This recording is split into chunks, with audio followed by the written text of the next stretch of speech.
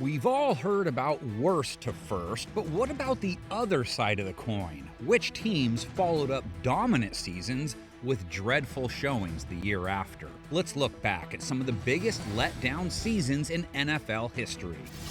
Kicking it off in Dallas, the 2014 Cowboys brought back memories of the glory days in the 90s. Behind an imposing O-line, Tony Romo, Dez Bryant, and DeMarco Murray flourished. Dallas finished 12-4 before a heartbreaking loss to Green Bay in the divisional round. To the left side, and the ball is Bryant caught the ball and is dragged down at the 1. It has been determined that the receiver did not maintain possession of the football during the process of the count.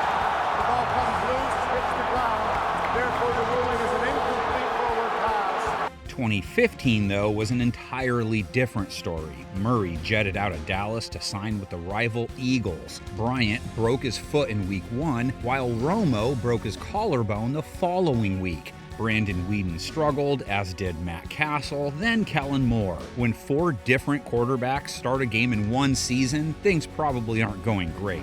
That one is picked off! Rodgers Cromartie, and he's celebrating all the way down the sideline into the end zone. Dallas went from 5th to 31st in scoring offense from 2014 to 2015. Giveaways were a big problem. Jason Garrett's team couldn't take the ball away either, ranking dead last in turnover margin. The Cowboys won just 2 of their last 14 games and finished with their worst record since 1989.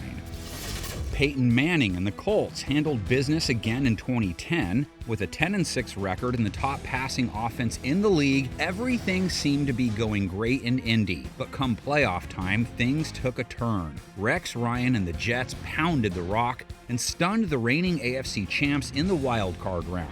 Sanchez with protection. You're right, they go to Edwards, and he's inbounds. Field goal to win the game. Good. What no one knew at the time was that it would be Manning's final game wearing the horseshoe on his helmet. An off-season neck surgery kept him off the field for the entire 2011 season. The trio of Curtis Painter, Kerry Collins, and Dan Orlovsky could only muster 2 wins all year. The defense was just as bad, surrendering 27 points per game. The season hit rock bottom in Week 7 with a 55-point loss to the Saints in prime time. Most points the franchise has ever allowed, 62. If there was any glimmer of hope, the Colts would go on to draft Andrew Luck with the number 1 pick in 2012. The 49ers boasted the most prolific offense in the league in 1998. Steve Young, Garrison Hurst, Jerry Rice, Terrell Owens led San Francisco to another 12-win season. They met the Packers in the wild card round and delivered a finish for the ages. 3-man rush, fires up the middle, pass is caught by Owens. Owens made the catch. It took a red-hot Falcons squad to bounce the 49ers from the playoffs, but things would be just as good in 1999, right? Not so much. Garrison Hurst suffered a freak injury in that playoff loss and wouldn't play again until 2001. Steve Young was lost for the season in Week 3. He wouldn't play another down in the NFL. After starting 3-1, the 49ers lost 11 of their last 12 games and finished with their worst record since 1979. Got Isaac Bruce wide open. Bruce, he'll go in again, his 3rd touchdown of the day. The defense allowed over 250 passing yards and 28 points per game. They surrendered 40 points on 5 separate occasions in a season to wipe from the record books. How about some quick hitters? The Raiders were never the same. After a blowout loss in Super Bowl 37, Oakland went from 11-5 to 4-12 in 2003. The 2018 Chargers won 12 games, then upset the Ravens in the playoffs. LA earned just 1 win after Week 9, finishing 5-11. Behind Barry Sanders, the Lions went 12-4 in 1991, falling 1 win away from the Super Bowl. But Detroit couldn't capitalize, going just 5-11 in 1992. After 14 wins and an NFC championship in 2001, the greatest show on turf collapsed. The Rams lost their first 5 games of 2002 and never recovered, finishing 7-9. From the Giants 39, Manning back to throw. Zips one left. Odell's got it on the run. Breaks free across the 40. He's to the 30. Foot race 20, 15, 10, 5. Touchdown Giants! 2016 was an exciting time for Giants fans. Led by young stars Odell Beckham Jr. and Landon Collins, New York won 11 games and made the playoffs for the first time since 2011. Their second-ranked scoring defense smothered opponents, and the offense did just enough to win 8 games by 7 points or less. But the G-Men were no match for Aaron Rodgers, falling 38-13 in the wild card round. Fast forward to 2017, where it all went downhill in a hurry. Last chance. Manning steps up. It's intercepted. That capped off 5 straight losses to start the season. It went from bad to worse in Week 9, where the Rams laid a 50-burger on the Giants at MetLife. New York ranked in the bottom 5 in scoring offense and defense, and to put icing on the cake, Coach Ben McAdoo inexplicably benched Eli Manning in Week 13, ending the 3rd longest QB start streak in NFL history. Final record, 3-13. The 1980 Patriots were one of the best teams to never make the playoffs. At 10-6, New England narrowly missed out on the postseason, but still scored the most points in franchise history at the time. But it didn't carry over to 1981. Instead, New England finished just 2-14. The culprit? Turnovers in close games. 8 of the Patriots' 14 losses came by 7 points or less. Dropping straight back, looks downfield. He loops this one to the corner for Swan. Touchdown! Bird wins it. Meanwhile, the Pats gave the ball away in every game, including 7 times against Dallas in Week 3. 50 total turnovers won't get the job done. Led by veteran free agent signing Steve McNair, the Ravens produced a 13-3 season in 2006. Another dominant campaign from the NFL's #1 defense propelled Baltimore to their 2nd division title in franchise history. Makes the coverage, and the defensive interception goes to Samari Roll, and rolls on his way as he laterals back to Reed, and Reed has a touchdown. But the offense fell flat in their first playoff game. The Ravens were bounced in a field goal fest 15-6. 2007 could be the worst season in Ravens history. After a 4-2 start, another playoff trip seemed promising, but the wheels fell off quickly. Baltimore dropped their next 9 games and finished the season at 5-11. The loss of linebacker Adalius Thomas and free agency was significant. The Ravens allowed 24 points per game in 2007, up from 12 in 2006. Goodness me! Meanwhile, injuries to McNair left Kyle Bowler and Troy Smith at the helm. All 3 quarterbacks combined to throw just 13 touchdown passes in 2007. The 1998 Broncos were a force, and the John Elway era concluded with back-to-back Lombardi trophies. Terrell Davis rushed for over 2,000 yards, leading arguably the greatest season in franchise history. Denver went 14-2 before cruising to a win in Super Bowl 33. And they are world champions once again. So how would the Broncos replace Elway? Enter Brian Griese. The team stumbled out of the gates, falling to 0-4 as the young QB struggled. But the real hit came with a knee injury to Davis. The former MVP was lost for the season in Week 4. Everybody looking at that knee of Terrell Davis. I'll tell you what, the replay looked bad. Denver had clearly lost its mojo, falling in a slew of close games to finish 6-10 in 1999. Kyle Shanahan and the 49ers fell just short of a Super Bowl in 2019. But after a 13-win season, injuries derailed their 2020 plans. San Francisco finished just 6-10. The Browns made their 3rd AFC championship in 4 years in 1989. 1990, on the other hand, was a disaster. Cleveland went 3-13 with the 2nd worst scoring differential in the league. Steve McNair won co-MVP in 2003, leading the Titans to 12 wins. But Tennessee couldn't replicate that the following season, with 8 of their 11 losses coming by double digits. The Brett Favre era in Green Bay ended with a 13-win campaign in 2007. Aaron Rodgers' debut season was a little rockier. The Pack finished just 6-10 in 2008 before Rodgers blossomed into an All-Pro. Here's the placement, the kick, high, end over end, it's gone, and the Falcons are going to the Super Bowl!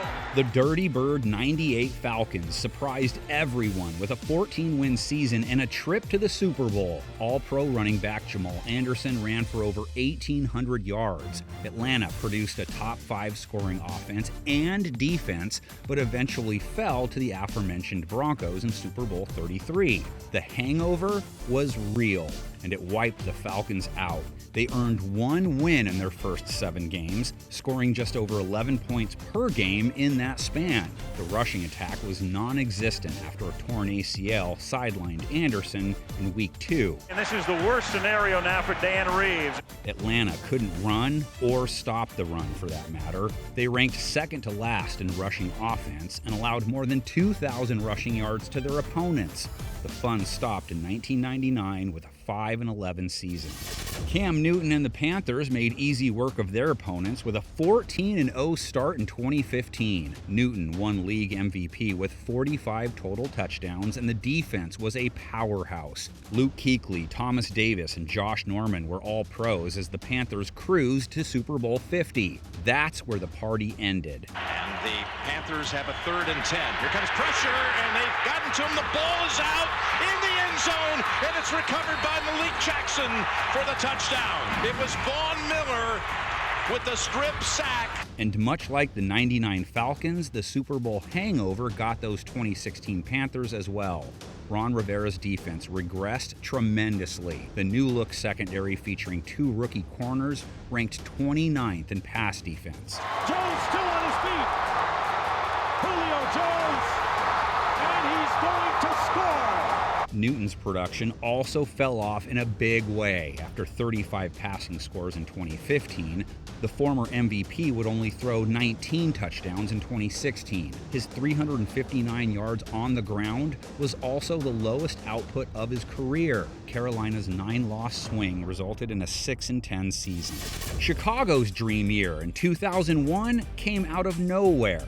Beasley in motion, short set, quick throw, slant. Oh, it's going to be intercepted off of Owens. Mike Brown's got it. He's 20, 15, he's to the 10, to the 5, to the end zone.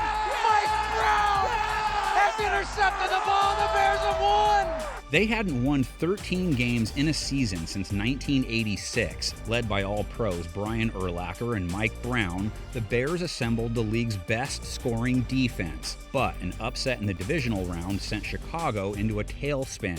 The Bears reverted to their old ways in 2002. It was as if the previous season never existed. Dick Geron's squad finished 4-12 as the defense went from 1st to 25th in points allowed. Bledsoe pumps twice and then dumps it off to Henry. Travis Henry inside the 5. Touchdown! The Bills win in overtime. Chicago lost 12 of their final 14 games and ranked dead last in rushing offense. Journeyman quarterbacks Jim Miller and Chris Chandler weren't much better. The Bears finished 27th in scoring in a season to forget. We're not trying to pile on here, Falcons fans, but the 2012 to 2013 transition was a rough one. Matt Ryan and a trio of dominant pass catchers started 8-0 in 2012. Ryan going up on top, and Julio Jones near the goal line, touchdown! Behind Julio Jones, Roddy White, and Tony Gonzalez, Atlanta went 13-3 and hosted the NFC title game. But the 49ers pulled the rug from under Mike Smith's team, and it took them years to recover. Jones missed much of the 2013 season with a foot injury. An aging Steven Jackson couldn't get it done as the run game was basically non-existent, and the defense allowed nearly 28 points per game. Close games were a major issue as well. Douglas in front for, and into the hands of Bowman, who's got all green grass. Atlanta played in 11 one-score games in 2013 and won just 4 of them. Gonna take the Niners to the playoffs. The Eagles couldn't rebound after a Super Bowl loss in 2004. They followed up a 13-win season by going 6-10 in 2005. T.O.'s antics didn't help any as Philly dismissed him from the team halfway through the year. Do you remember the Jaguars going 14-2 in 1999? They were a win away from Super Bowl 34 but couldn't hold on to that magic in 2000. Tom Coughlin and company finished 7-9. Tampa Bay won the NFC South with an 11-5 mark in 2005. The offense took a huge step back in 2006, though. 13 points per game led to a 4-win season. On the heels of a 14-win Super Bowl campaign in 1986, Bill Parcells' Giants fell back down to earth. In a strike-shortened season, the G-Men won just 6 games in 1987. How about RG3 and Washington's up-and-coming team? Well, they came and went. After going 10-6 and winning the division in 2012, they collapsed a year later with a 3-13 record. Okay, Houstonians, now might be the time to move on. We'll start with the 93 Oilers. It was the 7th straight playoff season for Houston. Led by Warren Moon, this squad boasted 7 Pro Bowlers and went 12-4. He is gonna score!